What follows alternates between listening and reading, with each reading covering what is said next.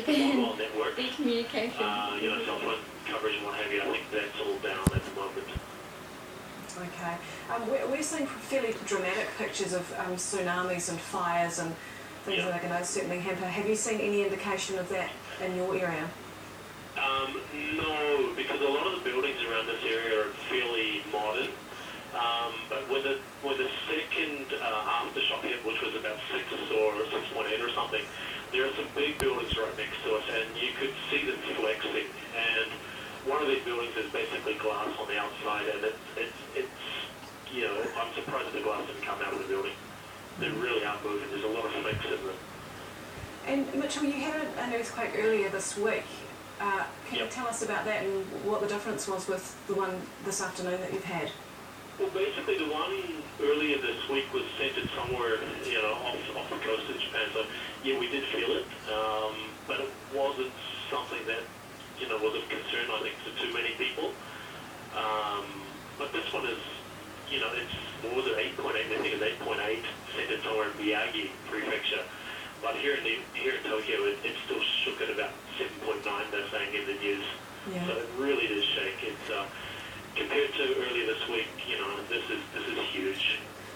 And since the quake struck this afternoon, I think it was 2:46 this afternoon, how many aftershocks do you think you've probably felt?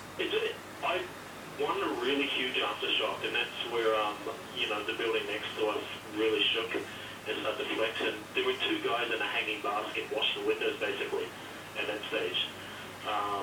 And I don't know how the hell they actually survived it. Mitchell, can you tell us, do you know anyone who might be in the worst affected areas? I've got friends and what have you that are in those areas, but there's no chance of making contact with them at all because the mobile networks are down, and most people are out on the streets anyway. Unlike us, we've come back to our office, we're on the 2nd floor, so it's not too bad in a small building, but Tokyo being Tokyo, there's huge high-rises everywhere. So most people are out on the street. I'm looking now down out onto the street, and people are just pouring out subways. The people on the sidewalks or the footpath, there's just people everywhere. I don't think anyone's really interested in going back into the buildings or anything like that. So, looking out the window as you are right now, is there a real sense of fear and panic, do you think? Not at this time. I think it was earlier when they first struck the first earthquake and then the second aftershock came. There were girls down on the street, hugging each other and crying. I think now everybody's more concerned about getting home to make sure friends and family are safe. But it's unusual to see this amount of people on the street at this hour of the day.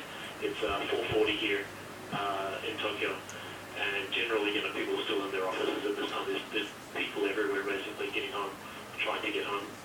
Mitchell, how will you get home and how do you usually get home? Good question. I live, 25, 30 kilometres away, so I take